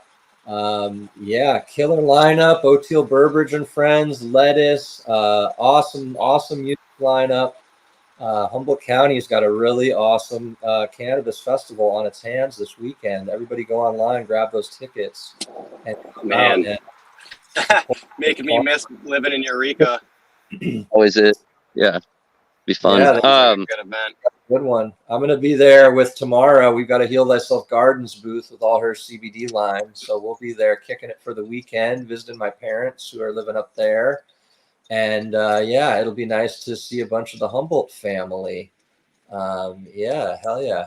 Johnny Gilligan, tell us what's going on with you. You got diaper duty coming up. You got recreational weed you're growing. What do you got coming up, homeboy? And where can people reach you? Man, I mean, diaper duty is gonna be a lot. You know, I'm not gonna be able to get out too much. But I mean, on the rec side of things, in the near future, look out for Pure Cannabis if you're in New York or you're in New York. It's gonna be some, really consciously grown herb. Really with the genetics, I want to have, it's tough dealing with the recreational market because there's some things it's like you got to kind of cater certain genetics, but I really want to load that place up with a lot of special genetics from cool people too. There's something so special about growing a plant that somebody that's an amazing person had a hand in. So Jesse, honestly, listening to you, I didn't realize that. I knew you were up on the coast, but I didn't realize you were in Trinidad. And I wish when I was in Eureka living there for those couple years that I had connected with you. And I'm going to have to scoop some genetics at some point too, because dealing with the New York summer climate right now, today, it's very Eureka feeling, the weather, kind of cloudy, 60 degrees. Feels like fall is here and all summer is wet. So I feel like, things that perform well on the coast in Trinidad are going to do, exceptionally well here. Yeah, there's actually in the gear, and it's going well too. I said there are some New York farms growing the gears, and it's going really well for them too. And can't wait. Last year was good, but I can't wait to learn about this year too. And yeah, things are looking really nice. So some fun varieties. Happy to talk to you about that. Yeah, come find me at CannaFest too. Pixie stick. And give our contacts. Dude, I'm not going to be able to. What's that? I said, well, Joey can share a contact and stuff too, and we can. I'd love for to help. sure. I'm hearing pixie stick terps and hashers, and it's getting me all excited. It's like, oh yeah, that sounds great. Yeah, it's been a fun chat, Joey. Glad we could I could get on today. Likewise, it was cool. I was able to join finally too. Yeah, thank you, Johnny Gilligan. Thanks for holding it down on the East Coast there and bringing the vibe out there and the high quality. And yeah, it means a lot, man. You're a soldier out there on the front lines. Uncle Jay, what do you got coming up, bro? We love all the clothing line, brother. The shirts that you made for the Cured Cup were just amazing this year. And Heck yeah, thanks. Yeah, that's all my girl does. All the digital designing, I guess you could call it. She designs all the shirts. She built the website from scratch. Because I don't know if you guys know, but we were actually #1 for cannabis stoner gear clothing on Etsy before their new AI algorithm decided they didn't like us on there, and who knows what the deal is. But now we built our own website. It's growergearshop.com.